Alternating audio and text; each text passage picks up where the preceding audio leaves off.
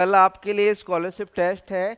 जो भी बच्चा स्कॉलरशिप टेस्ट जो है पास करता है उसको टारगेट बैच और साथ में साथ आपका जो है ये कहें कि टारगेट बैच के साथ आपको मिलने वाला है सेट पेपर फ्री। बस कंडीशन ये है बच्चों कि आपको मिनिमम 70% मार्क्स लाने हैं, मिनिमम 70%, है ना। 70% मार्क्स लाने की कोशिश करना है। प्रैक्टिस सेट 23 है कृषि कंप्यूटर यूपीजी के। संडे को फुल सॉल्यूशन भी होगा उसका। सुबह 10 बजे टेस्ट पेपर होगा या फिर कहीं स्कॉलरशिप टेस्ट होगा और आपका जो है उसका शाम को 4 बजे फुल सॉल्यूशन उसका कराएंगे। ठीक। प्रैक्टिस सेट 23 आज करवाने वाले हैं कृषि प्राविधिक सहायक के लिए यूपी SSC AGTA।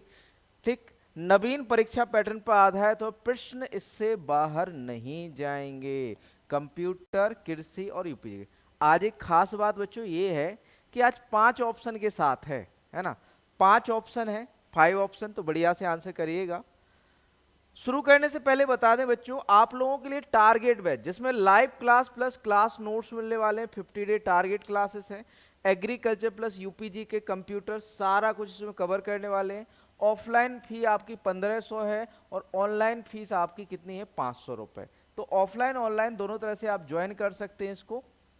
और बच्चों आप लोगों के लिए सबसे ज्यादा या फिर कहें सबसे ज्यादा बेस्ट सेलिंग जो बुक है वो है 30 प्रैक्टिस सेट, 30 प्रैक्टिस सेट। आपकी बुक बाइलिंगुअल है, नवीनतम पैटर्न पर हिंदी अंग्रेजी दोनों माध्यम में है।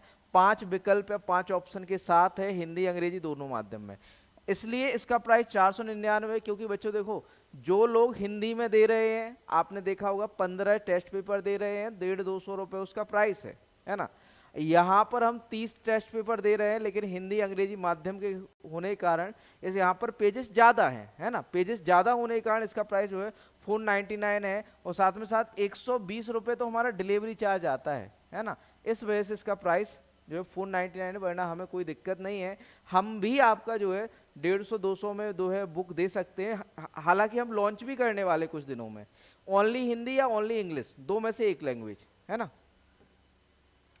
साथ में साथ बाइलिंगुअल में एग्रीकल्चर कंप्यूटर यूपीजी के आपका जो है 100 full length set paper, 100 set. भैया एक दिन में 2 लगाओगे ना काफी है। 100 सेट 10,000 क्वेश्चन है इसमें, है ना। 799 में मिलने वाला है आपको डाउनलोड। इसको पीडीएफ को डाउनलोड करके आप प्रिंट भी कर सकते हो, हिंदी इंग्लिश दोनों माध्यम में है। 499 में आपका 50 फुल लेंथ सेट पेपर है एग्रीकल्चर कंप्यूटर यूपीजी के, हिंदी और अंग्रेजी दोनों माध्यम में ये मिलने वाले हैं। तो बढ़िया से इसको आप परचेज कर सकते हैं विजन एग्री अकेडमी की वेबसाइट व एप्लीकेशन पे जाके।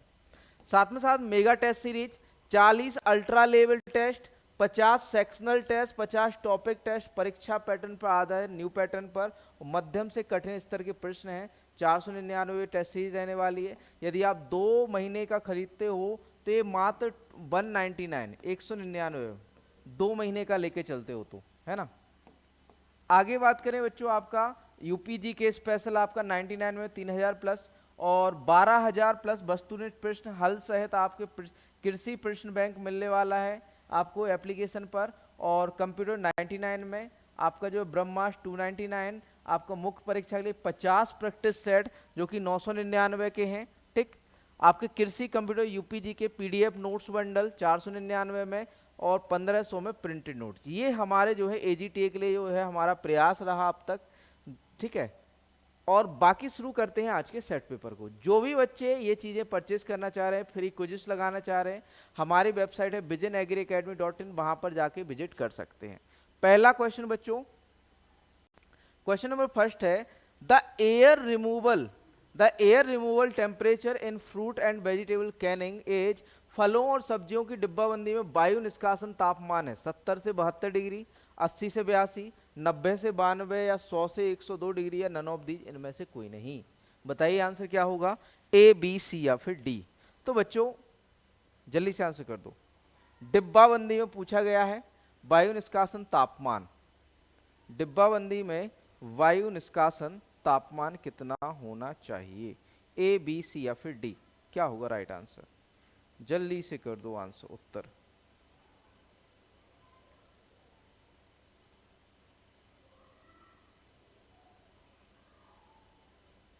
क्या होगा सही उत्तर?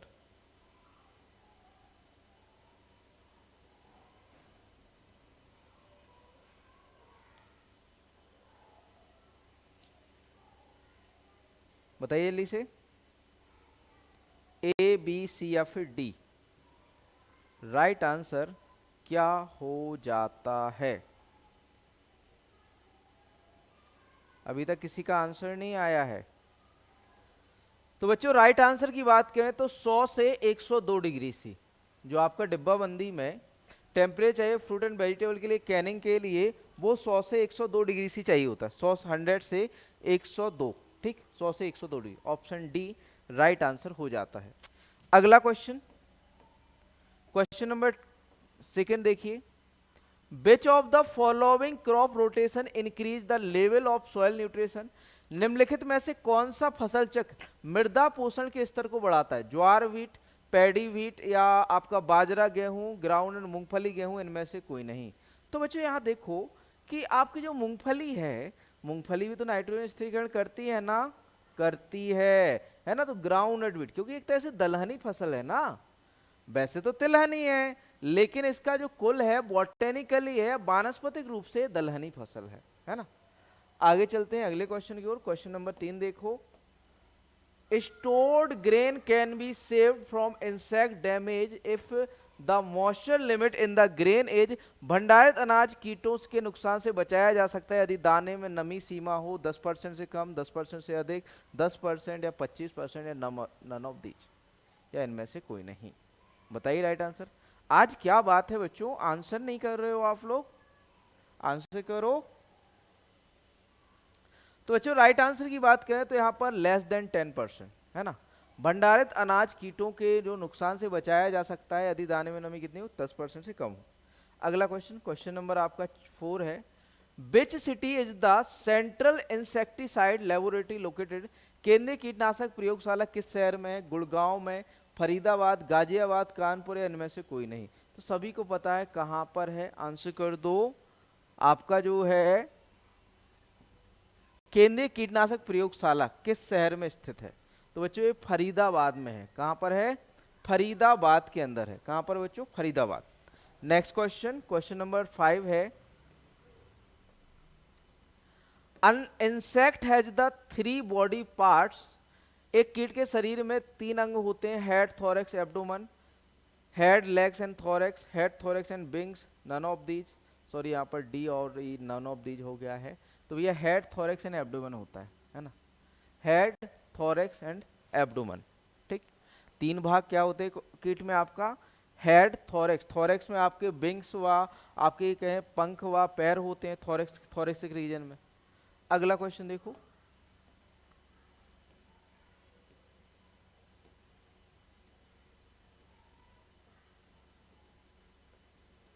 क्वेश्चन नंबर 6 दिया हुआ है, in which order is a incomplete metamorphosis found? किस गण में अपूर्ण मेटामॉर्फोसिस पाई जाती है? लैपिडोप्टेरा में, होमोप्टेरा, हाइमनोप्टेरा, कोलियोप्टेरा, या नन ऑफ दीज?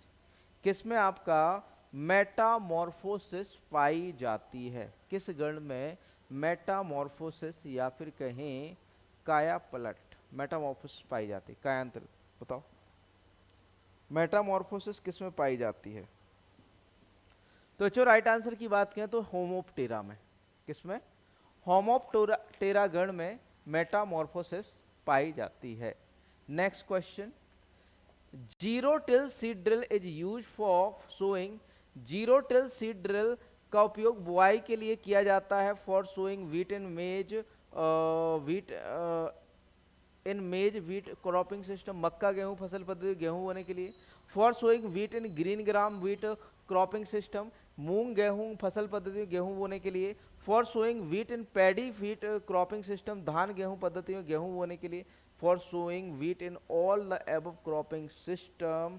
तो बच्चों यहां पर डी राइट आंसर। देखो आपका, देखो ये थोड़ी ना कह रहा है कि भैया आप केवल धान के साथ ही उगाओ। जीरो टिल सीड ड्रिल का यूज ये थोड़ी ना है कि कंपलसरी आपके धान के साथ ही करो, आप सभी के साथ भी कर सकते हो ना। गेहूं में आप यूज करते हैं, गेहूं में यूज करते हैं मक्का गेहूं फसल चक्र हो, चाहे मूंग गेहूं हो, चाहे धान गेहूं हो। तीनों में आप क्या करोगे, गेहूं के साथ जीरो टिल सीड ड्रिल का यूज कर सकते हो। ऑप्शन डी राइट आंसर हो जाता है। अगला क्वेश्चन देखो,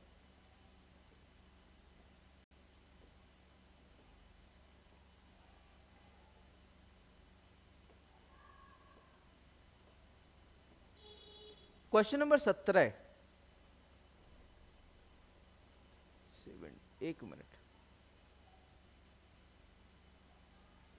क्वेश्चन नंबर 8 देखिए, क्वेश्चन नंबर 8, सॉरी बच्चों, question number 8, the type of threshing, the type of threshing drum in paddy thresher is, धान थ्रेसर में गहराई करने के लिए या गहाई करने वाला ड्रम का प्रकार होता है। पैक टाइप खूंटी प्रकार का, रॉड टाइप छड़ प्रकार का, हैमर मिल टाइप हथौड़ा मिल प्रकार का, सर्कुलेटेड टाइप गोल प्रकार का, नॉन ऑफ द एबव, इनमें से कोई नहीं। तो बच्चों यहाँ राइट आंसर हो जाता है आपका जो है रॉड टाइप छड़ प्रकार का। धान के थ्रेसर में गहाई करने वाला ड्रम कौन सा था, रॉड टाइप छड़ प्रकार का होता है। अगला क्वेश्चन देखो, क्वेश्चन नंबर 9 है, what is grow out test done for, grow out test किस लिए किया जाता है, for physical purity of seed, बीजों की भौतिक शुद्धता के लिए, for genetic purity of seed, बीजों की अनुवांशिक शुद्धता के लिए, फॉर सीड जर्मिनेशन परसेंटेज, बीज अंकुरण प्रतिशत के लिए। तो बच्चों ये किया जाता है ना, जेनेटिक प्योरिटी, बीजों की अनुवांशिक शुद्धता का पता लगाने के लिए, किसका पता लगाने के लिए ग्रो आउट टेस्ट करते हैं, बीजों की अनुवांशिक शुद्धता का पता लगाने के लिए ग्रो आउट टेस्ट किया जाता है। तो ऑप्शन बी राइट आंसर या सही उत्तर हो जाता है। अगला क्वेश्चन देखो,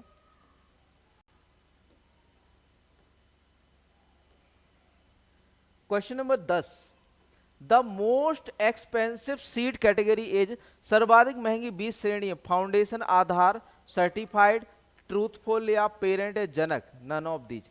सबसे महंगा क्या है, तो भैया पेरेंट होगा ना, सॉरी यहां पर पेरेंट नहीं है, सॉरी सॉरी सॉरी, प्रजनक, प्रजनक या ब्रीडर, प्रजनक या ब्रीडर सीड है ना, प्रजनक या ब्रीडर सीड है ना। तो सबसे महंगी आपका फाउंडेशन से महंगा क्या होगा, आपका प्रजनक बीज होगा, जनक बीज होगा, प्रजनक बीज होगा। ऑप्शन डी यहां पर सही उत्तर होगा, है ना, ऑप्शन डी राइट आंसर होगा। अगला क्वेश्चन, क्वेश्चन नंबर 11 देखिए, the seed of species developed by a plant breeder is called, पादप प्रजनक द्वारा विकसित प्रजाति के बीज को क्या कहते हैं, ब्रीडर सीड, सर्टिफाइड सीड या प्रमाणित बीज, न्यूक्लियर सीड या नाभिकीय बीज, फाउंडेशन सीड, क्या कहोगे इसे। The seed of a species developed by a plant breeder is called, पादप प्रजनक द्वारा विकसित प्रजाति के बीज को क्या कहोगे, तो भैया ये आपका ब्रीडर, आपका पादप प्रजनक सबसे पहले कौन सा सीड डेवलप करेगा, आपका ब्रीडर सीड करेगा। तो ऑप्शन ए राइट आंसर हो जाता है। अगला क्वेश्चन देखो, क्वेश्चन नंबर 12 है, for which seed certification is not required, किस बीज में के लिए प्रमाणीकरण की आवश्यकता नहीं है, ब्रीडर सीड, सर्टिफाइड, फाउंडेशन या रजिस्टर्ड। तो बच्चों एक होता है आपका रजिस्टर्ड सीड, कौन सा सीड होता है बच्चों, sorry sorry sorry,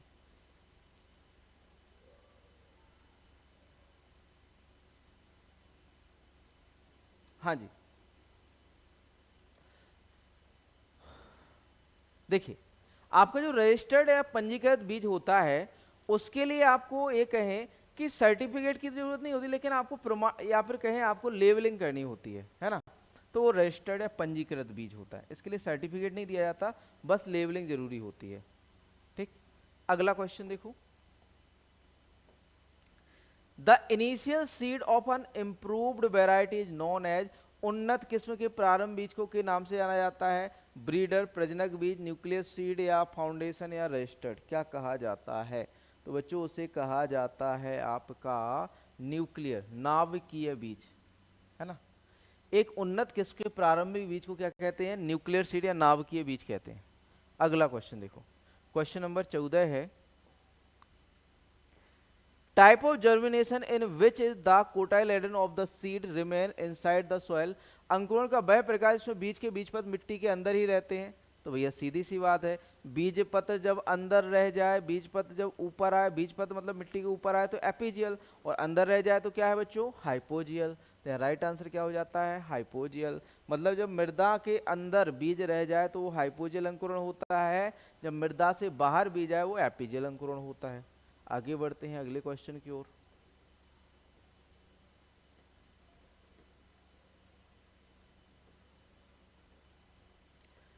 question number 15 है the crop rotation having the highest area in Uttar Pradesh. Uttar Pradesh सर्वाधिक क्षेत्रफल वाला फसल चक्र धान गेहूं, मिलेट बाजरा गेहूं, मक्का सरसों या ज्वार चना। सबसे ज्यादा उपयोग होने वाला जो उत्तर प्रदेश सर्वाधिक क्षेत्रफल वाला फसल चक्र कौन सा है?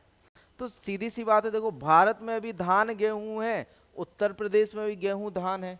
धान का उत्पादन यहाँ पे क्षेत्र एरिया, अभी जो एग्रीकल्चर स्टैटिकल है उसके अकॉर्डिंग यूपी का प्रोडक्शन ज्यादा है ना धान का। तो धान गेहूं, गेहूं में भी प्रोडक्शन ज्यादा है, तो दोनों का मतलब एक है सर्वाधिक क्षेत्र किसमें होगा? Paddy and wheat. Option A right answer. अगला question, the crop rotation density of maize potato plus mustard moong bean age. मक्का आलू सरसों मूंग का फसल चक्र घनत्व कितना? 200, 300, 400 या 500%? कितने परसेंट होगा बच्चों बताओ? ए बी सी या फिर डी? तो बच्चों यहां देखो, मक्का आपका खरीफ में ले लिया, आलू ठीक है, आलू एक, सरसों एक और मूंग हो गई, ठीक। तो सीजन यहां पर एक है, मतलब साल एक है, लेकिन फसलें कितनी है? 3 गुणा 100, 300 हो जाएगा। देखो यहां पर आलू प्लस सरसों लिखा ना, जब भी प्लस लिखा हो उसे हम एक ही क्रॉप मानते हैं। जब भी प्लस लिखा होता है उसे एक ही फसल माना जाता है ना। आगे चलते हैं अगले क्वेश्चन की ओर।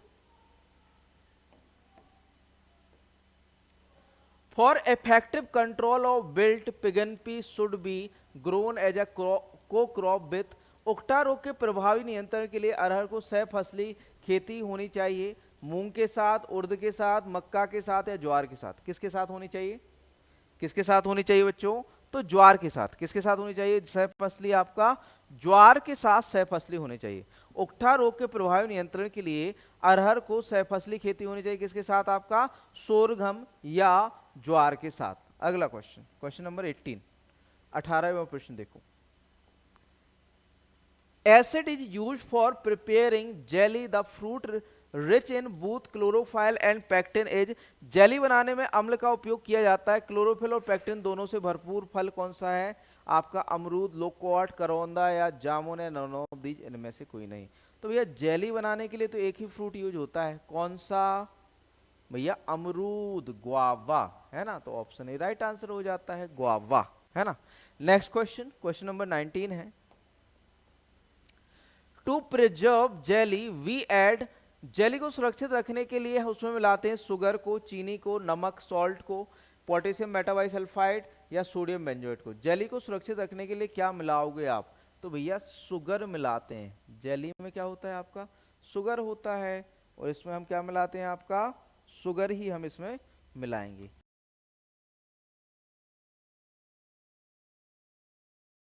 बच्चों शुगर,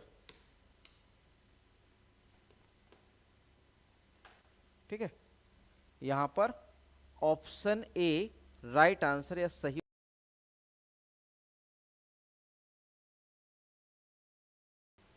अगला क्वेश्चन देखिए, question number 20। When was the national horticulture board form. National horticulture board कब बना? नेशनल हॉर्टिकल्चर बोर्ड कब बना? 1978, 1980, 1984 या 1988? नेशनल हॉर्टिकल्चर बोर्ड कब बना था? तो भैया नेशनल हॉर्टिकल्चर 1984 में। नेशनल हॉर्टिकल्चर बोर्ड कब बना था? 1984 में। जस्ट मिनट,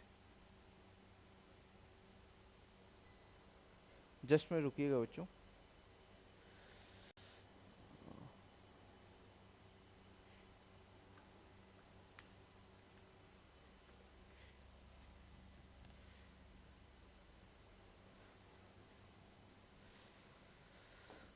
थोड़ा सा केबल हिल गई है। When was the national horticulture board formed? थोड़ा सा रुक जाइए, जस्ट मिनट, 1 मिनट।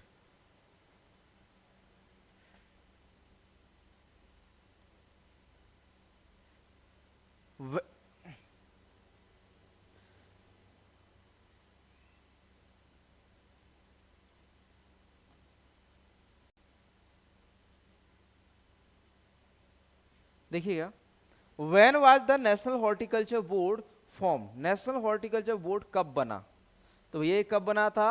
1984, 1984, 1984 में, 1984 में बना नेशनल हॉर्टिकल्चर बोर्ड। अगला क्वेश्चन, क्वेश्चन नंबर 21 है, 21 है, what should be the moisture content in grain at the time of grain storage? अनाज भंडारण के समय अनाज में नमी की मात्रा कितनी होनी चाहिए? एबव 15%, 15% से ऊपर, बिलो 10%, 10% से कम, या बिलो 14%, 14% से नीचे, या आपका एबव 14%, 14% से ऊपर, या नन ऑफ दीज, इनमें से कोई नहीं। तो बच्चों आपका ग्रेन अनाज के लिए कह रहा है, तो 14, 12 से आपने 10 से 12 पढ़ा है ना, 10 से 12 पढ़ा तो 14% से नीचे चाहिए। अनाज भंडारण के लिए ग्रेन जो आपके हैं उसके लिए भंडारण के लिए कितना? 14% से कम आपका नमी चाहिए। अगला क्वेश्चन, क्वेश्चन नंबर 22 है, the country which produces the most peanut is, सबसे अधिक मूंगफली उत्पादन करने वाला देश कौन सा है? रसिया, चीन, कनाडा, या भारत, या इनमें से कोई नहीं। सबसे ज्यादा मूंगफली का उत्पादन करने वाला देश कौन सा है? सर्वाधिक मूंगफली का उत्पादन या प्रोडक्शन कहां पर होता है? तो बच्चों ये होता है आपका भारत के अंदर। कहां पर? इंडिया में, है ना। अगला क्वेश्चन देखो, क्वेश्चन नंबर 23 है, paddy wheat cropping system is the main cropping system of, धान गेहूं फसल प्रणाली किसकी मुख्य फसल प्रणाली है? मैरीटाइम रीजन, समुद्री क्षेत्र की, वेस्टर्न इंडिया पश्चिमी भारत की, नॉर्दर्न इंडिया उत्तरी भारत की, या साउदर्न इंडिया दक्षिण भारत की, या नन ऑफ दीज। तो बच्चों देखो, आपने देखा होगा कि धान गेहूं सर्वाधिक कहाँ उगाया जाता है? उत्तर भारत में, बेसिकली बात है ना। तो यहाँ पर राइट आंसर उत्तर भारत की। धान गेहूं जो है फसल चक्र, साउथ में धान होता है लेकिन गेहूं नहीं होता है, ठंडी नहीं पड़ती है, तो उत्तर भारत में जो है ज्यादातर आपका धान गेहूं जो है फसल चक्र देखने को मिलता है। नेक्स्ट बढ़ते हैं अगले क्वेश्चन की ओर बच्चों, question number 24, growing the same crop repeatedly in the same field for many years is called, एक ही खेत में एक ही फसल को कई वर्षों तक बार बार उगाना क्या कहलाता है? Single cropping, sole cropping, multiple cropping, या प्योर क्रॉपिंग? एकल, एक ही खेत में एक ही फसल को कई वर्षों तक उगाना, एकल, है ना। मोनोसस्यन, मोनोक्रॉपिंग कहलाएगा ना। क्या कहलाएगा बच्चों? मोनोक्रॉपिंग, है ना। क्या कहलाएगा? मोनो, क्या कहलाएगा? एकल फसल सस्यन या मोनोक्रॉपिंग, है ना। अब भैया सोल क्रॉपिंग किसे कहेंगे? सर मोनोक्रॉपिंग और सोल क्रॉपिंग में अंतर क्या है, डिफरेंस क्या है? तो बच्चों मान के चलो कि आपने एक खेत में केवल एक ही फसल लगाई है, तो वो तो सोल क्रॉप है। मतलब 4 खेत हैं, 4 खेत में आपने अलग अलग एक ही फसल लगाई, मतलब ये कह सकते हैं कि अलग अलग है लेकिन एक खेत में एक फसल लगाई है, तो मोनोक्रॉप, सॉरी सोल क्रॉपिंग है। और आपने एक वर्ष में पूरा क्षेत्र जो 4 हेक्टेयर है, मान के 4 हेक्टेयर में ही एक फसल लगाई, तो वो मोनोक्रॉपिंग है ना। आगे बढ़ते हैं अगले क्वेश्चन की ओर, Into how many agroclimatic zone has Uttar Pradesh been divided? Uttar Pradesh को कितने कृषि जलवायु क्षेत्रों में बांटा गया है? तो भैया कितने में? 9। कितने कृषि जलवायु क्षेत्रों में विभाजित किया गया है? 9। उत्तर प्रदेश को कितने कृषि जलवायु क्षेत्रों में विभाजित किया गया है? 9 कृषि जलवायु क्षेत्रों में विभाजित किया गया है। उत्तर प्रदेश को कितने कृषि जलवायु क्षेत्रों में विभाजित किया गया है? 9। ठीक। अगला क्वेश्चन देखते हैं, ऑप्शन देखो यहां पर, 9 ऑप्शन ए राइट आंसर होगा। अगला question 26, how many photo periods hours are required by long day plant? दीर्घदीप्तिकाली पादपों को कितने दीप्तिकाल घंटे की आवश्यकता होती है? 10 घंटे से कम, 14 घंटे से अधिक, 18 घंटे से अधिक, 20 घंटे से अधिक, या नन ऑफ दीज? बताइए, how many photo period are required by long day plant? दीर्घदीप्तिकाली पादपों को कितने दीप्तिकाल की घंटे की आवश्यकता होती है? तो ये 14 घंटे से एबव 14 आवर। 12 घंटे से ऊपर पड़ा है, 16 घंटे भी चला जाता है कभी कभार, है ना। तो आपको यहाँ पर 14 घंटे से ऊपर, ऑप्शन बी राइट आंसर लगाना पड़ेगा।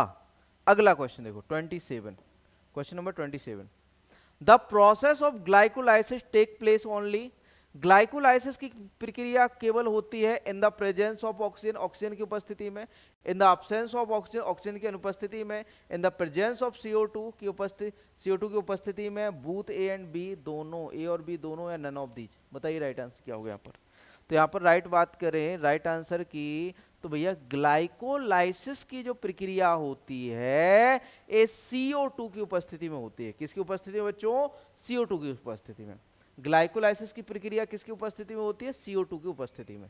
अगला question, in which type of plant do stomata open at night? किस प्रकार के पौधों में रंध्र रात में खुलते हैं? कैम प्लांट में, कैम पौधों में, C3 प्लांट्स में, C3 पौधों में, C4 प्लांट में, C4 पौधों में, बी और सी दोनों में, बूथ बी एंड सी, और नन ऑफ दीज इनमें से कोई नहीं। बताइए राइट आंसर क्या होगा? किन में आपका रात में स्टोमेटा खुलते हैं? तो भैया कैम प्लांट में, है ना, कैम पौधों में जो है रात में स्टोमेटा खुलते हैं। अगला क्वेश्चन 29 है, the species wheat Triticum aestivum has 42 chromosome. How many linkage group does it have? गेहूं प्रजाति Triticum aestivum में 42 गुणसूत्र होते हैं। इसमें कितने लिंकेज समूह होते हैं? 28, 21, 42 या 14 या नन ऑफ दीज इनमें से कोई नहीं। कितने लिंकेज समूह होते हैं? तो भैया कितने? 21 होंगे ना। जैसे मतलब डुअल करें ना तो 21, 42 गुणसूत्र है तो 21 लिंकेज समूह होंगे इसमें। अगला क्वेश्चन, क्वेश्चन नंबर 30 है, the term genetics was named by? अनुवांशिकी शब्द का नामकरण किसके द्वारा किया गया था? तो सीधा सा आंसर है वाटसन या वेटसन द्वारा। 1905 में वेटसन द्वारा अनुवांशिकी शब्द का क्या दिया गया था? प्रतिपादन किया गया था। आगे बढ़ते हैं अगले क्वेश्चन की ओर। Question number 31, the percentage of histones in the total protein in a chromosome is about? एक गुणसूत्र में कुल प्रोटीन में हिस्टोन प्रोटीन का प्रतिशत लगभग होता है 80, 85, 90 या 95। हिस्टोन प्रोटीन कितनी होती है आपके एक प्रोटीन एक गुणसूत्र में कुल प्रोटीन का हिस्टोन प्रोटीन कितना होता है? तो लगभग 95%। कितना होता है हिस्टोन प्रोटीन आपका? 95%, है ना। एक गुणसूत्र में कुल प्रोटीन में हिस्टोन प्रोटीन कितना होता है? 95% अगला क्वेश्चन 32 देखो, reproduction through leaves take place in? पत्तियों द्वारा प्रजनन होता है बेगोनिया में, हाइड्रिला में, जैस्मिन चमेली में, सभी में, इनमें से कोई नहीं। पत्तियों द्वारा प्रजनन किस में होता है? तो केवल बेगोनिया में। Reproduction through leaves take place, आपका जो प्रजनन किसके द्वारा? पत्तियों द्वारा किस में होता है? आपका बेगोनिया में होता है। किस में होता है बच्चों? बेगोनिया में होता है। अगला question 33, the rice world gene bank is located in? धान चावल विश्व जीन बैंक स्थित है मैक्सिको में, भारत में, नाइजीरिया में या चीन में, या नन ऑफ दीज इनमें से कोई नहीं। जो है धान का वर्ल्ड बैंक कहां पर स्थित है? तो भैया चाइना के अंदर, है ना। धान का जो है वर्ल्ड जीन बैंक कहां पर है? आपका चाइना के अंदर, चीन के अंदर। अगला question 34, which of the following is an example of allele? निम्नलिखित में से कौन एलील का उदाहरण है? A, B and capital T small T, capital T और capital T small T, capital T and small T, X and Y, none of these.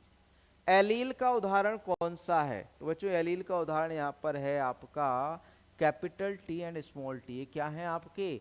Allele हैं। Option C right answer होगा। अगला क्वेश्चन 35 देखो, the number of somatic chromosome in lentil? मसूर में काय गुणसूत्रों की संख्या होती है? 14, 16, 20, 24 है, इनमें से कोई नहीं। काय गुणसूत्रों की संख्या कितनी होती है मसूर में? तो 14 होती है। हमने जो है पढ़ा है 2n बराबर 14, 14 होती है काय गुणसूत्रों की संख्या। अगला क्वेश्चन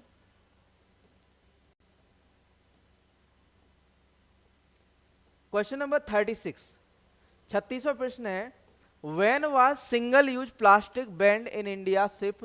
भारतीय जहाजों में सिंगल यूज प्लास्टिक पर कब प्रतिबंध लगाया गया था? 2015 में, 2016, 2020 या 2023 में? तो भैया ये पॉल्यूशन से क्वेश्चन है, तो कब लगाया गया था प्लास्टिक पर बैन? तो बच्चों ये लगाया गया था आपका 2020 में। कब लगाया? 2020। अगला क्वेश्चन 37 देखो, acid rain contain relatively higher concentration of? अम्लीय वर्षा में अपेक्षाकृत अधिक सांद्रता होती है NO3 minus, SO4 minus minus, NH3 आपका जो है N2 या H2S या PH3 या KCl। Acid rain contain relatively higher concentration of?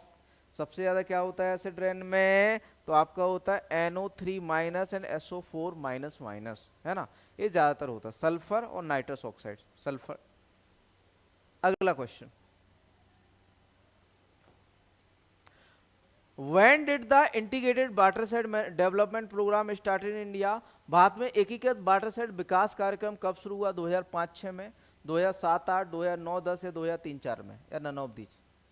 बताइए, एकीकृत वाटरशेड प्रबंधन कार्यक्रम कब शुरू हुआ था? तो बच्चों ये शुरू हुआ था 2009-10 में। भारत में इंटीग्रेटेड वाटरशेड डेवलपमेंट प्रोग्राम कब शुरू हुआ? 2009-10 में शुरू हुआ था। अगला question, what is called mass drainage? सामूहिक जल निकास किसे कहते हैं? ड्रेनेज थ्रू ड्रेन, नालियों के माध्यम से जल निकास, ड्रेनेज थ्रू पाइप, पाइप से जल निकास, collecting water in a tank, टंकी में पानी इकट्ठा करना, ड्रेनेज फ्रॉम होम, घर से जल निकास, है नन ऑफ दीज, इनमें से कोई नहीं। किसे आप सामूहिक ड्रेनेज करोगे? तो भैया नालियों, ड्रेनेज थ्रू ड्रेन्स या नालियों के माध्यम से जल निकास को हम क्या कहेंगे? सामूहिक जल निकास। किसके माध्यम से? नालियों के माध्यम से जल निकास सामूहिक जल निकास कहलाएगा।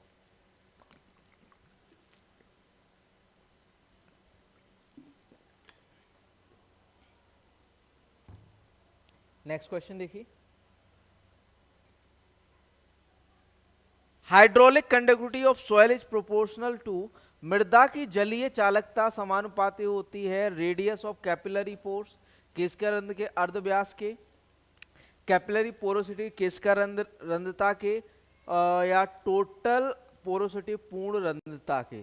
तो भैया यहाँ पर राइट आंसर जो होता है कैपिलरी पोरोसिटी, या फिर कहें आपका कैपिलरी पोरोस्पेस या पोरोसिटी के जो है समानुपाती होता है आपका जलीय चालकता, हाइड्रोलिक कंडक्टिविटी। आगे बढ़ते हैं अगले क्वेश्चन की ओर। Question number 41, which irrigation system is known to provide the highest irrigation capacity? कौन सी सिंचाई प्रणाली उच्चतम सिंचाई क्षमता प्रदान करने के लिए जानी जाती है? सरफेस मेथड, पृष्ठीय विधि, सब सरफेस मेथड, उपपृष्ठीय विधि, स्प्रे मेथड या ड्रिप मेथड? उच्चतम सिंचाई क्षमता, तो बच्चों सबसे ज्यादा ड्रिप इरिगेशन की होती है, 95 टू 90 से 95%, है ना। 90 से 95% जो आपकी ये कहें कि क्षमता होती है क्या उच्च सिंचाई प्रदान करने की, वो किसकी होती है? आपकी ड्रिप इरिगेशन की। अगला क्वेश्चन 42 देखिए, soil testing is mainly done to solve which problem? मृदा परीक्षण मुख्यतः किन समस्याओं के समाधान के लिए किया जाता है? To recommend nutrient for crop and fruit tree, फसल और फल के पेड़ों के लिए पोषक तत्वों की सिफारिश के लिए, to improve acidic and alkaline soil, अम्लीय व क्षारीय मिट्टी के सुधार के लिए, टू इम्प्रूव क्रॉप प्रोडक्शन, फसल उत्पादन बढ़ाने के लिए, उपरोक्त सभी, ऑल ऑफ दीज या नन ऑफ दीज? बताइए राइट आंसर क्या होगा यहाँ पर। तो यहाँ पर देखो आपका फसल और फल के पेड़ों के लिए पोषक तत्वों की सिफारिश के लिए होगा, अम्लीय व क्षारीय मिट्टी के सुधार के लिए, फसल उत्पादन बढ़ाने के लिए, मतलब यहाँ पर राइट आंसर जो होगा उपरोक्त सभी, all of these right answer हो जाता है, उपरोक्त सभी राइट आंसर हो जाता है। अगला क्वेश्चन देखो, क्वेश्चन नंबर 43 है, the pH of normal cultivable soil is? सामान्य कृषि योग्य मृदा का पीएच क्या होता है? 6 से कम, 6.5 से 8, 8.5 से 10 या 10 से कम? तो भैया 6.5 से 8 के बीच नॉर्मल जो कल्टिवेबल या फिर कहें खेती योग्य मृदा होती है, इसका जो पीएच होता है सामान्य कितना होता है? 6.5 से 10, 8 होता है, 6.5 से 8 होता है। ऑप्शन बी राइट आंसर है, ऑप्शन बी सही उत्तर हो जाता है। अगला question 44, which micro organism is most in number in the soil? मृदा में किस सूक्ष्म जीव की संख्या सर्वाधिक होती है? एल्गी की, बैक्टीरिया, फंगस या प्रोटोजोआ या नन ऑफ दिस? सर्वाधिक क्या होता है मृदा के अंदर? तो सर्वाधिक जो होता है बच्चों बैक्टीरिया। सामान्य मृदा में नॉर्मल सॉइल की बात करें तो आपका बैक्टीरिया होता है, एसिडिक की बात करें तो फंगस होता है, एल्कलाइन या क्षारीय मृदा की बात करें तो एक्टिनोमाइसिटीज होते हैं, है ना। तो यहाँ पर राइट आंसर ऑप्शन बी हो जाता है। अगला क्वेश्चन देखो,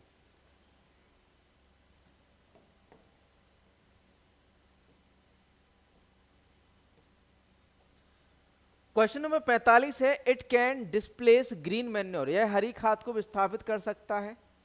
60 KG nitrogen per hectare, 60 kilogram nitrogen प्रति हेक्टेयर, 100 केजी नाइट्रोजन प्रति हेक्टेयर, 150 केजी नाइट्रोजन प्रति हेक्टेयर या 200 केजी प्रति नाइट्रोजन प्रति हेक्टेयर। कौन सा भैया ग्रीन मैन्योर को क्या करता है, रिप्लेस कर सकता है? तो बच्चों वो है आपका 60 केजी नाइट्रोजन। मतलब ये कहें कि 1 हेक्टेयर में आप जो है हरी खाद की फसल लगा लो या 60 किलोग्राम नाइट्रोजन दे दो प्रति हेक्टेयर। राधे राधे अमित तिवारी जी। अगला क्वेश्चन देखिए, question number 46। Maximum total fertiliser consumption in is in which state? अधिकतम कुल उर्वरक खपत किस राज्य में है? उत्तर प्रदेश में, पंजाब, हरियाणा, तमिलनाडु या नन ऑफ दीज, इनमें से कोई नहीं। सर्वाधिक जो है फर्टिलाइजर कंजम्पशन किस स्टेट, किस राज्य में है? अधिकतम कुल उर्वरक खपत किस राज्य में है? बताओ जल्दी से, किस राज्य में अधिकतम जो है कुल उर्वरक खपत है? तो बच्चों ये है आपका कहां पर? यूपी, उत्तर प्रदेश के अंदर है ना। कहां पर है? यूपी में, उत्तर प्रदेश। अगला क्वेश्चन देखो 47। Soil gets from the decomposition of urea, मिट्टी को यूरिया का अपघटन प्राप्त होता है यूरिक एसिड से, अमोनियम बाइकार्बोनेट से, अमोनियम कार्बोनेट या एमाइड्स, या फिर कहें नन ऑफ दी, इनमें से कोई नहीं। मिट्टी को यूरिया का अपघटन प्राप्त होता है कहां से मिलता है भैया? एमाइड, एमाइड से, बिल्कुल सही, ammonium. Soil get from the decomposition of urea amide से, है ना। ऑप्शन डी राइट आंसर हो जाता है यहां पर, एमाइड्स। अगला question, high availability of calcium in soil causes, मिट्टी में कैल्शियम की अधिक उपलब्धता पैदा करती है नाइट्रोजन की कमी, फास्फोरस की कमी, पोटेशियम की, उपरोक्त सभी की कमी। बताओ जल्दी से क्या होगा राइट आंसर यहां पर? सही उत्तर बताइए, सही उत्तर क्या होगा यहां पर? ए, बी, सी या फिर डी?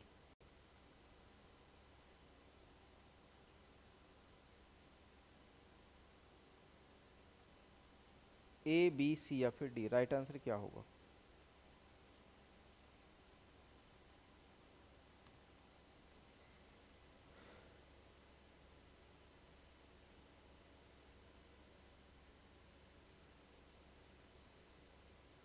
डी।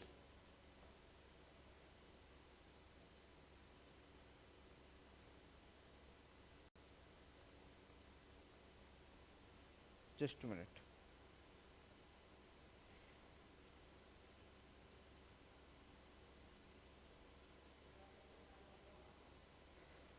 तो यहां पर राइट आंसर की बात करें बच्चों तो वो होता है आपका ऑप्शन बी, फास्फोरस की कमी, है ना। हाई अवेलेबिलिटी ऑफ कैल्शियम क्या कर देता? फास्फोरस की कमी कर देगा। और यहाँ पर जो राइट आंसर होगा बच्चों, यहाँ पर अमोनियम कार्बोनेट होगा। Soil get from the urea का जो डिकम्पोजिशन होता है वो अमोनियम कार्बोनेट, है ना, किसके द्वारा होता है? मिट्टी को यूरिया का अपघटन प्राप्त होता है अमोनियम कार्बोनेट के रूप में। अमोनियम कार्बोनेट, है ना, अमोनियम कार्बोनेट, अमोनियम आयन और कार्बन डाइऑक्साइड, है ना, यूरिया को ब्रेक करने या तोड़ने का काम करता है। अमोनियम और अमोनिया और कार्बन डाइऑक्साइड दोनों मिलकर क्या करते हैं? यूरिया को तोड़ने का काम करते हैं। तो यहाँ पर अमोनियम कार्बोनेट राइट आंसर होगा, ना कि आपका एमाइड, है ना। ऑप्शन सी राइट आंसर होगा, अमोनियम कार्बोनेट, है ना। आगे बढ़ते हैं अगले क्वेश्चन की ओर। ये आपका आंसर बता ही दिया हमने। हाई अवेलेबिलिटी ऑफ कैल्शियम क्या करेगा? आपका फास्फोरस की कमी करेगा, है ना। अगला क्वेश्चन देखो, क्वेश्चन नंबर 49 है, 49वां प्रश्न। Dark colour of soil is a sign of, मिट्टी का गहरा रंग किसका लक्षण? इट इज हाई प्रोडक्टिविटी, इसके अधिक उत्पादकता, इट्स लो प्रोडक्टिविटी, इसकी कम उत्पादकता का, no change in its productivity, उसकी उत्पादकता में कोई परिवर्तन नहीं, productivity will first decrease then increase, उत्पादकता पहले घटेगी फिर बढ़ेगी, नन ऑफ दीज, इनमें से कोई नहीं। राइट आंसर क्या होगा यहाँ पर? ए, बी, सी या फिर डी? तो बच्चों राइट आंसर की बात करें तो गहरा रंग ये दर्शाता है कि भैया अधिक उत्पादक है ना। मिट्टी का गहरा रंग क्या दर्शाएगा? हाई प्रोडक्टिविटी, है ना, अधिक उत्पादकता दर्शाता है। मिट्टी का गहरा रंग क्या दर्शाता है? आपका अधिक उत्पादकता। अगला क्वेश्चन देखो, क्वेश्चन नंबर 50 है, there is a loss of soil fertility, मिट्टी की उर्वरता का ह्रास होता है कंटिन्यूअस कल्टीवेशन ऑफ क्रॉप, लगातार फसलों को उगाने से, अनबैलेंस यूज ऑफ फर्टिलाइजर, उर्वरकों के असंतुलित प्रयोग से, एक्सेस इरिगेशन आवश्यकता से अधिक सिंचाई से। या ऑल ऑफ दीज या नन ऑफ दीज? बताइए राइट आंसर क्या होगा 50 का। देखो कंटिन्यूअस कल्टीवेशन करोगे तो भी होगा, है ना। आपका अनबैलेंस फर्टिलाइजर यूज करोगे तो भी उर्वरता का ह्रास होगा, एक्सेस इरिगेशन करोगे तो भी उर्वरता ह्रास होगा। तो यहाँ पर ऑप्शन डी उपरोक्त सभी सही उत्तर हो जाता है, ऑप्शन डी राइट आंसर। अगला क्वेश्चन देखिए, question number 51। Who started the Indian village services programme? भारतीय गांव सर्विस प्रोग्राम किसने शुरू किया था?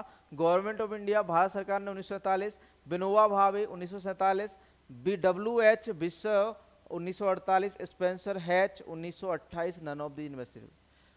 इंडियन विलेज सर्विस प्रोग्राम किसने शुरू किया था? तो बच्चों ये शुरू किया था आपका WH विश्वर ने 1948 में। WH विश्वर ने 1948 में शुरू किया था आपका, है ना। अगला क्वेश्चन देखो, question number 52। Result demonstration extension is based on which principle of education?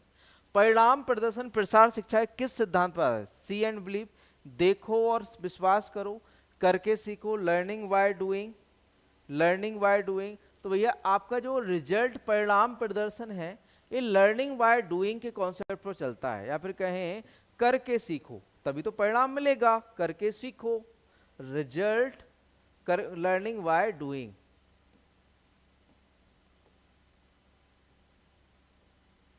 अगला question 53। The basic element of education extension education, विस्तार शिक्षा का मूल तत्व है मैन हिमसेल्फ, मनुष्य स्वयं, मनुष्य का पर्यावरण, मनुष्य निर्मित साधन, उपरोक्त सभी इनमें से कोई नहीं। तो भैया मुख्य रूप से कौन है? तो भैया सभी तो है। अगर ये मनुष्य हो गया, मनुष्य का पर्यावरण हो गया, मनुष्य के पास साधन कौन से हैं, है ना।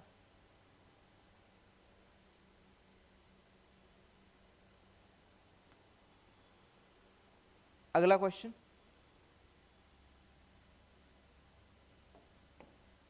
Question number 54। Evaluation is in extension education is ah, विस्तार शिक्षा में मूल्यांकन एक है प्रक्रिया, प्रोडक्ट, उत्पाद, प्रोसेस एंड प्रोडक्ट, प्रक्रिया, उत्पाद या टीचिंग, शिक्षण, उपरोक्त में से कोई नहीं, नन ऑफ दीज। बताओ जल्दी से क्या होगा? तो ये एवेल्युएशन मूल्यांकन एक प्रक्रिया है। मूल्यांकन क्या है बच्चों? एक प्रक्रिया है ना। अगला क्वेश्चन, क्वेश्चन नंबर 55। जवाहर रोजगार योजना was implemented in the country in, देश में जवाहर रोजगार योजना कब लागू हुई थी? अप्रैल 1988 में, अप्रैल 1989 में, अप्रैल 1990, अप्रैल 1991। जवाहर रोजगार योजना कब लागू हुई थी? तो भैया ये लागू हुई थी अप्रैल 1989 में, है ना। कब लागू हुई थी? अप्रैल 1989, ऑप्शन बी।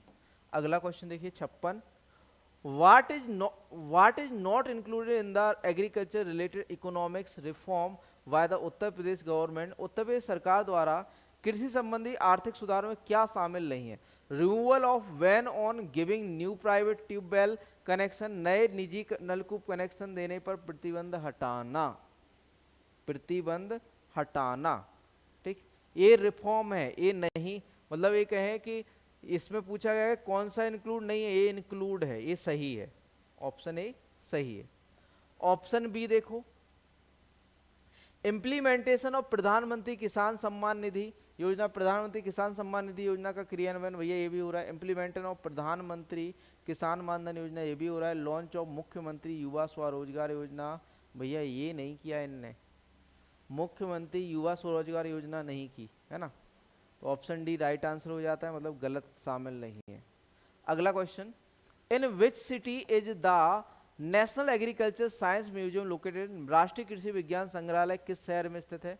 नई दिल्ली में, Bangalore, Kolkata, Chennai, none of these. तो भैया नई दिल्ली में।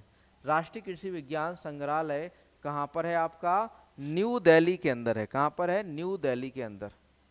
राष्ट्रीय कृषि विज्ञान संग्रहालय कहाँ पर? न्यू दिल्ली। अगला क्वेश्चन 58 देखिए, Which of the following is not the object of price stabilization? निम्नलिखित में से कौन सा मूल्य स्थिरीकरण का उद्देश्य नहीं है? Protection of the interest of farmer, किसानों के हितों का संरक्षण, फेयर प्राइस उचित मूल्य, प्रमोशन ऑफ एग्रीकल्चर एक्टिविटी, कृषि कार्यों को प्रोत्साहन, balance between agriculture and industry, कृषि एवं उद्योगों में संतुलन, नन ऑफ दीज। मूल स्थिरीकरण का उद्देश्य क्या नहीं है? तो भैया यहाँ पर balance between agriculture and industry, उद्योगों, कृषि और उद्योगों में संतुलन, ये उद्देश्य नहीं है। बाकी सारे उद्देश्य हैं। Protection of interest of farmer, किसानों के हितों का संरक्षण करना, उचित मूल्य, प्रमोशन ऑफ एग्रीकल्चर एक्टिविटीज, भैया ये सारे हैं, लेकिन यही नहीं है, ऑप्शन डी नहीं है ना, ऑप्शन डी राइट आंसर हो जाएगा। अगला क्वेश्चन 59 है, how many types of agriculture marketing function are there? कृषि विपणन कार्य कितने प्रकार के होते हैं? 1, 2, 3 या 4? तो ये कृषि विपणन कार्य लगभग आपके 2 प्रकार के होते हैं। कितने? 2 प्रकार।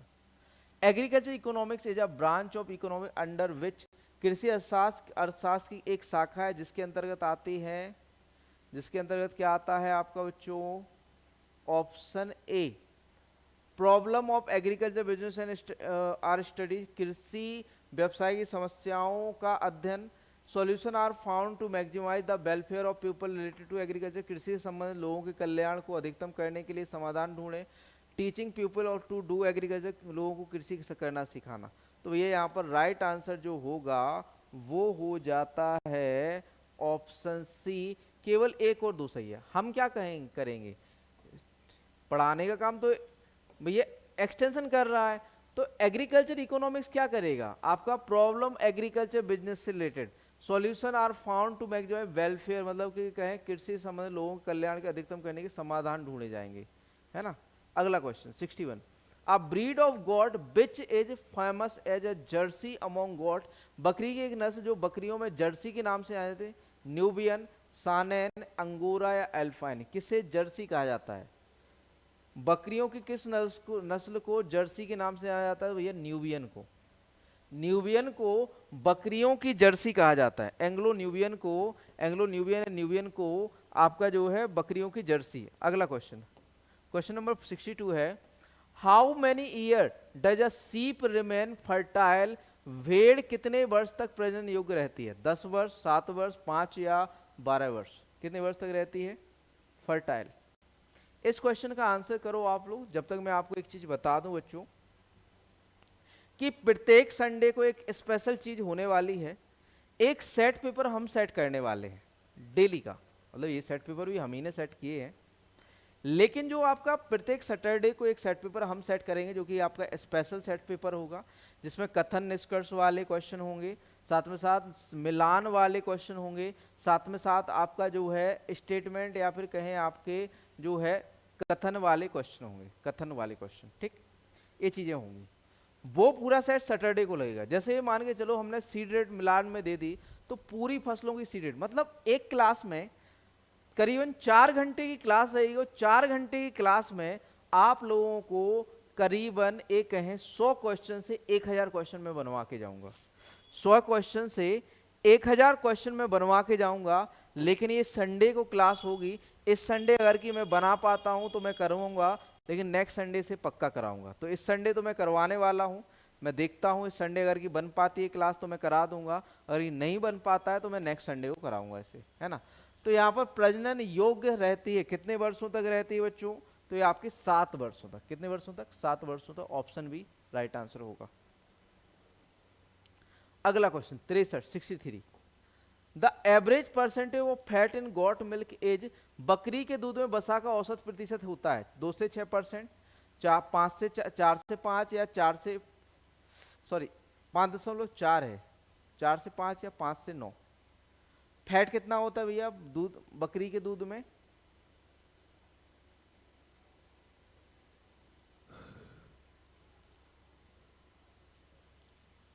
चार से 5%।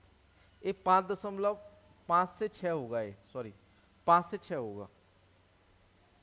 तो 4 से 5% औसतन जो है बकरी के दूध में क्या होता है आपका? वसा होती है। 3.5% होता है लगभग, है ना, 3.5%, 3.5 होता है, 3.5 से 5 होता है लगभग हमारे हिसाब से। हमारे हिसाब से क्या होता ही है। ऑप्शन सी यहाँ पर राइट आंसर। 3.5 से अगर ये 3.5 से 5 लेके चले तो ऑप्शन सी राइट आंसर। अगला क्वेश्चन 64 है, leghorn breed of chicken is famous for, मुर्गे की लेगहॉर्न नस्ल है मांस के लिए, हैवी बॉडी भारी शरीर के लिए, किस लिए फेमस है भैया? Leghorn Leghorn, option C egg production के लिए या एग एंड मीट के लिए। तो बच्चों ये एग अंडा उत्पादन के लिए लेगहॉर्न फेमस है। किसके लिए फेमस है आपका? अंडा उत्पादन के लिए।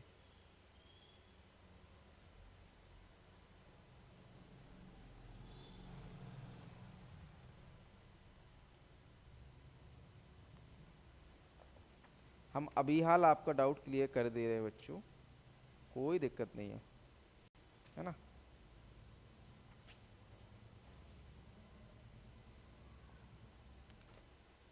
डेयरी साइंस,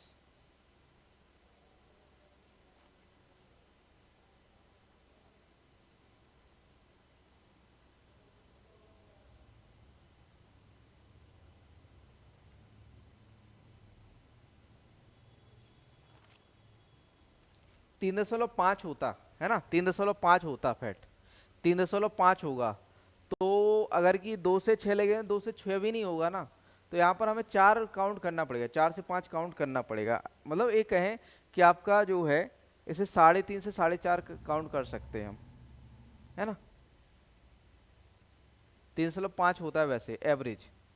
अगला क्वेश्चन देखो, Ranikhet disease is spread by which virus? Ranikhet रोग किस विषाणु द्वारा फैलती है? फाउल हर्पस, पैरामैक्सो वायरस, या एबीपॉक्स, या पिकॉर्न पिकॉर्ना वायरिडे, एंट्रोवायरस, या none of these. Ranikhet disease किससे फैलती है? तो ये पैरामैक्सो वायरस से। किससे? पैरामैक्सो वायरस से फैलती है। अगला क्वेश्चन, अगला सेक्शन है भाग दो कंप्यूटर है। A person is called computer literature if he and she is just able to, एक व्यक्ति को कंप्यूटर साक्षर कहा जाता है यदि वह इसमें सक्षम है। रन बेस्ड एप्लीकेशन, आवश्यक एप्लीकेशन को चलाने में, क्रिएट एंटीवायरस सॉफ्टवेयर बनाने में, राइट प्रोग्राम लिखने में, hack other computer, none of these, इनमें से कोई नहीं। तो आवश्यक एप्लीकेशन चलाने में भैया माहिर है तो भैया साक्षर माना जाता है। मान के चलो MS वर्ड ही चला लेता तो साक्षर है, उसे साक्षर नहीं करेंगे जो प्रोग्रामिंग करेगा, कोडिंग करेगा। अगला क्वेश्चन, क्वेश्चन नंबर 67 है, computer convert information bye processing, computer process द्वारा इंफॉर्मेशन में परिवर्तित करता है नंबर को, डाटा को, इनपुट को, प्रोसेसर को, या नन ऑफ दिस। तो भैया डाटा को किसको करता है? परिवर्तित करता है, डाटा को परिवर्तित करता है। अगला question 68, which of the following component of the CPU maintain the regulates the flow of information across the processor? CPU का निम्नलिखित में से कौन सा घटक प्रोसेसर में सूचना के प्रवाह को बनाए रखता है और नियंत्रित करता है? PC register, control unit. तो भैया यहाँ पर राइट आंसर होगा control unit. Control unit control करने का काम करेगा, है ना। सूचना को कंट्रोल करने का काम कौन करेगा? Control unit. अगला क्वेश्चन,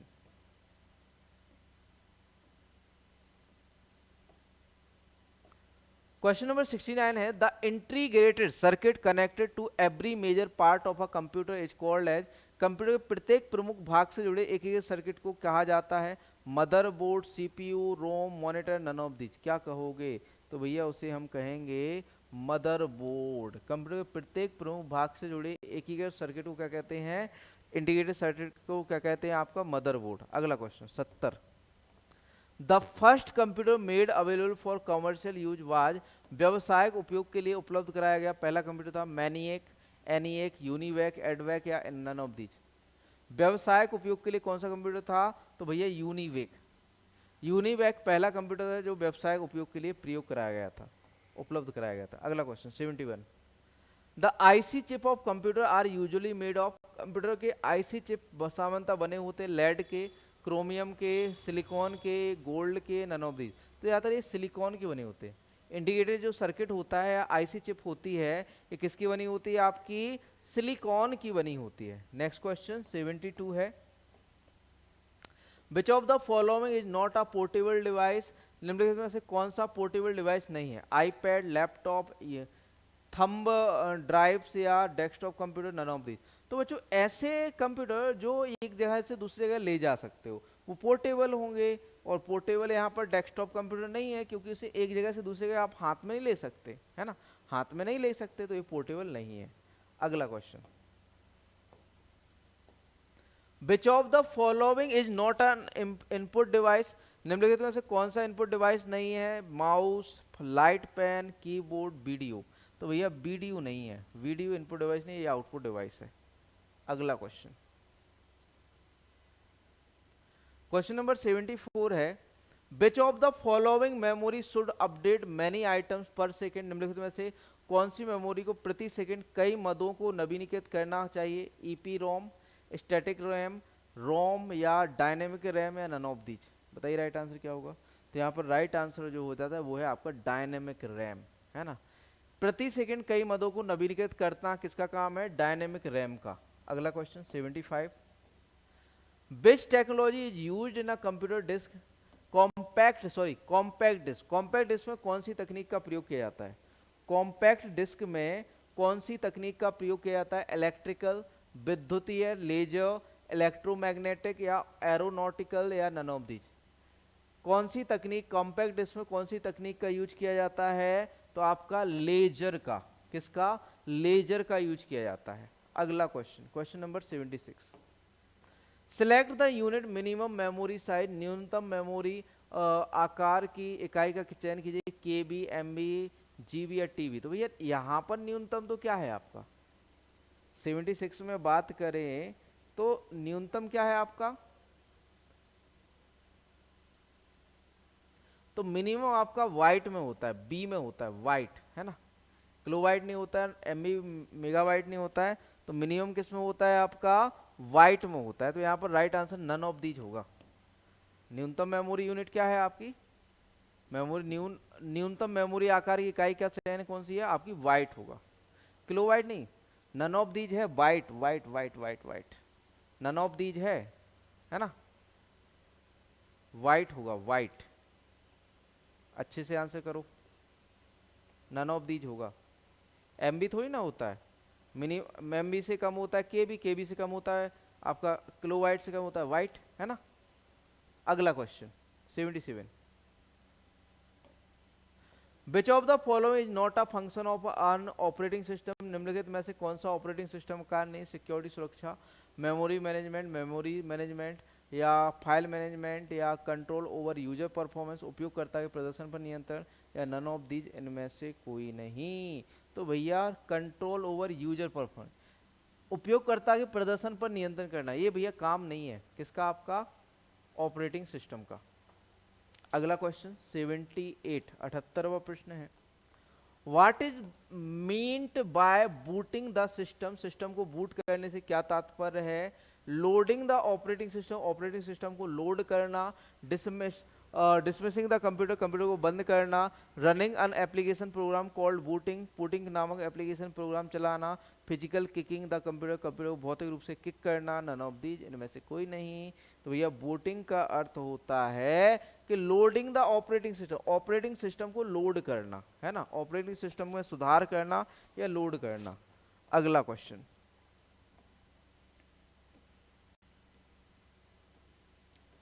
क्वेश्चन नंबर 79 है, which of the following is the not a version of Linux operating system, निम्नलिखित से कौन सा लिनक्स ऑपरेटिंग सिस्टम का संस्करण नहीं है? फेडोरा, लिनक्स मिंट, लियोपार्ड या अवंटू या नन ऑफ दीज? तो भैया यहाँ पर जो है राइट आंसर हो जाता है वो है आपका लियोपार्ड नहीं है।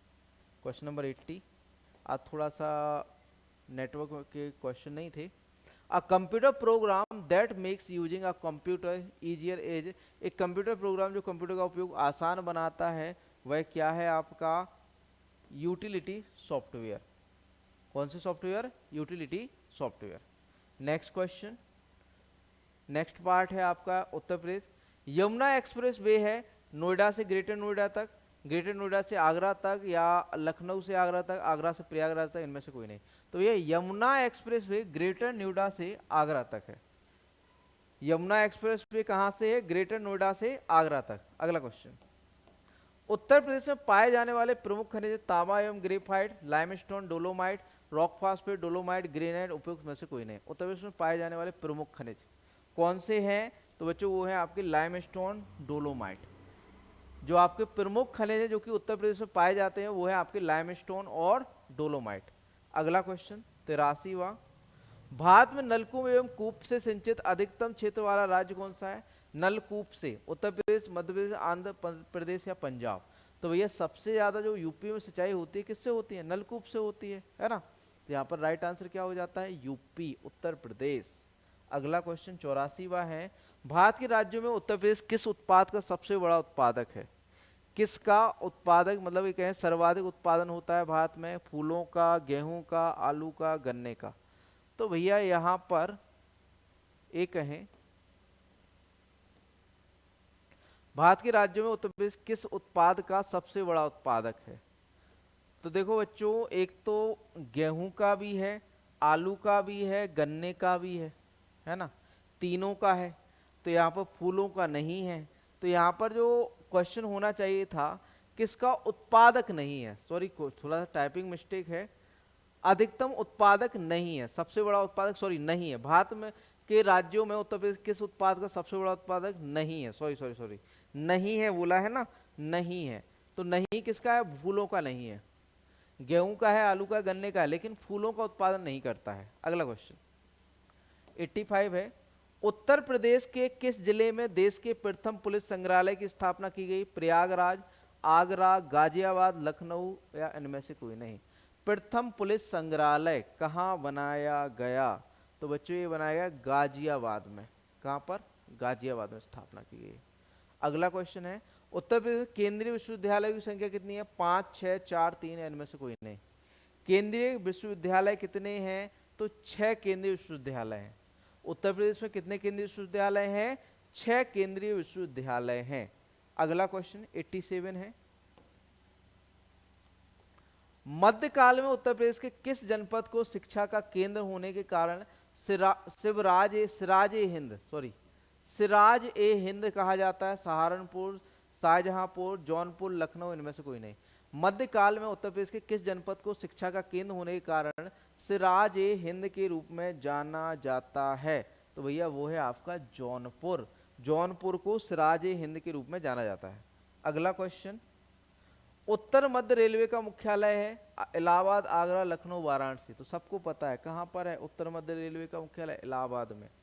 उत्तर प्रदेश का कौन सा नगर सुहाग नगरी के रूप में जाना जाता है? इटावा, कन्नौज, आगरा, फिरोजाबाद? तो भैया फिरोजाबाद, चूड़ियों के कारण फिरोजाबाद को सुहाग नगरी कहा जाता है ना। सुहाग नगरी के रूप में किसे जाना जाता है? आपका फिरोजाबाद। नेक्स्ट क्वेश्चन देखिए, उत्तर प्रदेश में नींबू प्रधानता कहाँ उगाया जाता है? सहारनपुर, मेरठ, फतेहपुर, प्रतापगढ़, लखनऊ, हरदोई, इलाहाबाद, वाराणसी, इनमें से कोई नहीं? नींबू प्रधानता कहाँ उगाया जाता है? तो सहारनपुर और मेरठ में। उत्तर प्रदेश में प्रधान रूप से सर्वाधिक जो नींबू उगाया जाता है वो सहारनपुर और मेरठ में उगाया जाता है। अगला क्वेश्चन 91, निम्न कंद फसलों में से किसे गरीब का मित्र कहा जाता है? शकरकंद, रतालू, कचालू, आलू, इनमें से कोई नहीं? तो भैया गरीब का मित्र तो एक ही है, आलू। सर्वाधिक गरीब लोगों के यहाँ क्या बनता है? आलू बनता है ना। सबसे ज्यादा क्या खाने को मिलेगा? आलू।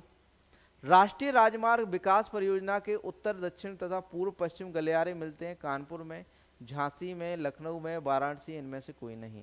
तो भैया ये कहाँ पर मिलते हैं? झांसी में। राष्ट्रीय राजमार्ग विकास परियोजना के उत्तर, दक्षिण तथा पूर्व पश्चिम गलियारे कहाँ पर मिलते हैं? झांसी में मिलते हैं। नेक्स्ट बढ़ते हैं अगले क्वेश्चन की ओर। क्वेश्चन नंबर 93, उत्तर प्रदेश में किस जिले में सर्वप्रथम सोलर ऊर्जा संयंत्र प्रारंभ किया गया था? आगरा, मथुरा, अलीगढ़, सहारनपुर? उत्तर प्रदेश में किस जिले में सर्वप्रथम सोलर ऊर्जा संयंत्र प्रारंभ किया गया था? तो भैया ये प्रारंभ किया गया था आपका कहां पर? अलीगढ़ के अंदर। उत्तर प्रदेश में किस जिले में सर्वप्रथम सोलर ऊर्जा संयंत्र प्रारंभ किया गया? तो अलीगढ़ में प्रारंभ किया। कहां पर? अलीगढ़। अगला क्वेश्चन 94, उत्तर प्रदेश में निम्नलिखित में से किस जिले में बाबू गेंद सिंह गन्ना शोध संस्थान है? बाबू गेंद सिंह गन्ना शोध संस्थान? कुशीनगर, संत कबीर नगर, गोरखपुर या अयोध्या, या इनमें से कोई नहीं? तो ये कहां पर है? कुशीनगर में। बाबू गेंद सिंह गन्ना शोध संस्थान कहां पर है? कुशीनगर में। अगला क्वेश्चन, आलू के उत्पादन में भारत में उत्तर प्रदेश का स्थान कौन सा है? पहला सभी को अभी बताया था ना, आलू, गेहूं, गन्ना। आलू, गेहूं, गन्ना, इसके उत्पादन में कैसा है? पहला स्थान रखता है। अगला क्वेश्चन, बधाई कौन सी विधा है? बुंदेलखंड का लोक संगीत है, बुंदेलखंड का लोक नृत्य है, ए और बी दोनों। रोहिलखंड का लोक संगीत, उपरोक्त में से कोई नहीं। तो भैया बधाई जो है उत्तर प्रदेश का लोक संगीत है। क्या है? लोक संगीत। बधाई नाच किया जाता है, लेकिन बधाई जो देते हैं हम मतलब गा के सुनाते हैं, है ना। तो बुंदेलखंड का लोक संगीत माना जाता है बधाई, है ना। अगला क्वेश्चन 97। सूची 1 को सूची 2 से सुमेलित कीजिए और नीचे दिए कूट से सही उत्तर चुनिए। तो यह सूची दी गई है। कनक भवन, बाराबंकी, कामदगिरी, बांदा, कलिंजर दुर्ग, चित्रकूट या देवा शरीफ जो है अयोध्या। तो यह कलिंजर दुर्ग बांदा में है। कनक भवन कहाँ होगा? बताओ जल्दी से। कनक भवन तो यह अयोध्या के अंदर है, ठीक है। कामदगिरी चित्रकूट के अंदर है। देवासरी बाराबंकी के अंदर है। तो देखिए यहां पर 4 3 2 1 4 3 2 1 का कॉम्बिनेशन बन रहा है। 4 3 2 1 का कॉम्बिनेशन बन रहा है। कहां पर है? ऑप्शन बी में। ऑप्शन बी में बन रहा है 4 3 2 1, है ना। तो ऑप्शन बी राइट आंसर हो जाता है। अगला क्वेश्चन, मथुरा, डिगबोई और पानीपत में परिष्करण शालाएं किसके द्वारा स्थापित की गई हैं? भारत पेट्रोलियम कॉर्पोरेशन लिमिटेड या ऑप्शन बी। मथुरा, डिगबोई और पानीपत में परिष्करण शालाएं किसके द्वारा स्थापित हुई? Bharat Petroleum Corporation Limited. Option B, Madras refineries limited के क्रूड डिस्टिलेशन यूनिट द्वारा, या option C Indian Oil Corporation Limited द्वारा, हिंदुस्तान पेट्रोलियम कॉर्पोरेशन द्वारा। इनमें से कोई नहीं। तो भैया इंडियन ऑयल कॉर्पोरेशन लिमिटेड द्वारा, है ना। मथुरा, दिग्बोई और आपका पानीपत में परिष्करण शालाएं किसके द्वारा? Indian Oil Corporation limited. 99 है, निम्नलिखित में से किस शहर को कालीन का शहर या कारपेट सिटी भी कहा जाता है? तो भैया भदोही। कालीन शहर किसे कहा जाता है? भदोही को कहा जाता है। कालीन शहर किसे कहा जाता है? भदोही को कहा जाता है। और लास्ट क्वेश्चन, निम्न में से कौन एक उत्तर प्रदेश औद्योगिक विकास निगम की आगामी प्रमुख निवेश परियोजना नहीं है? Theme park Agra, mega food park Bareilly, textile park Varanasi, defence park Shahjahanpur. Uttar Pradesh औद्योगिक विकास निगम की आगामी प्रमुख निवेश परियोजना नहीं है। तो भैया डिफेंस पार्क शाहजहांपुर में नहीं है। डिफेंस पार्क शाहजहांपुर ये जो है आपका गलत है, बाकी सही है। ये एक्चुअल में बच्चों आपके जो 30 सेट पेपर है उसी का एक सेट पेपर था ये, ठीक है। बाकी आप लोगों के लिए सारी चीजें हमने अवेलेबल करा ही दी है। इतनी चीजें अवेलेबल करा दी ना बच्चों की प्रैक्टिस कर लोगे ना तो सिलेक्शन तय है, बिल्कुल तय। 100 सेट कोई नहीं करा पाएगा, 100 सेट कोई नहीं करा पाएगा। 45 दिन, 45 से 50 दिन का टारगेट है। टारगेट बैच 500 रुपए मात्र में आपको मिलने वाला है ऑनलाइन, और जो ऑफलाइन ज्वाइन करेगा उसे ऑनलाइन ऑफलाइन दोनों मिलेगा। ऑनलाइन आपका 500 रुपए में मिलने वाला है, ऑफलाइन आपका 1500 में मिलने वाला है, ठीक है। 15 दिन की क्लास है, 50 दिन की क्लास है, और 50 दिन में आपको इतना परफेक्ट 3-4 घंटे क्लास चलेगी आपको, जो अभी शुरुआत कर रहे हैं उनके लिए। 30 प्रैक्टिस सेट की बुक जिसका लिंक आपको नीचे डिस्क्रिप्शन में मिल जाएगा, या हमारी वेबसाइट पे चले जाना विजन एग्री अकेडमी, वहां से मिल जाएंगे ये, ठीक है। आपके 100 full length set, 100 set 799, 50 set 499। थोक के भाव में सेट हैं, थोक के भाव में सेट है ना। इतने सेट पेपर बना दिए ना, जब से एग्जाम डेट आई है तभी से सेट पेपर बनाना तैयार चल रहा है, तब से सेट पेपर बन रहे हैं, है ना। और साथ में साथ आपकी मेगा टेस्ट सीरीज जिसमें 40 अल्ट्रा लेवल, 50 सेक्शनल, 50 टॉपिक परीक्षा पैटर्न पर आधारित जो है मिलने वाले हैं। हमारी वेबसाइट व एप्लीकेशन विजन एग्री अकेडमी पर 99 रुपये में आपको यूपीजी के कृषि प्रश्न बैंक 12,000 प्लस क्वेश्चन मिलने वाले। इसमें आपको कंप्यूटर स्पेशल 99 रुपये में, ब्रह्मास्त्र 299 में, ठीक। 50 सेट आपके special PDF notes, short notes भी जल्दी ही लाने वाले हैं। ये सारी चीज़ें विजन एग्री अकेडमी की वेबसाइट पे मिलेंगी, और आपके नोट्स, ये सारी चीज़ें आपको मिलने वाली हैं विजन एग्री अकेडमी की वेबसाइट पे। मिलते हैं नेक्स्ट सेशन में। थैंक यू दोस्तों आपका कीमती समय देने के लिए। बढ़िया से पढ़ाई करते रहिए, रिवाइज करते रहिए और सेट पेपर जरूर लगाइए, ठीक है। Thank you.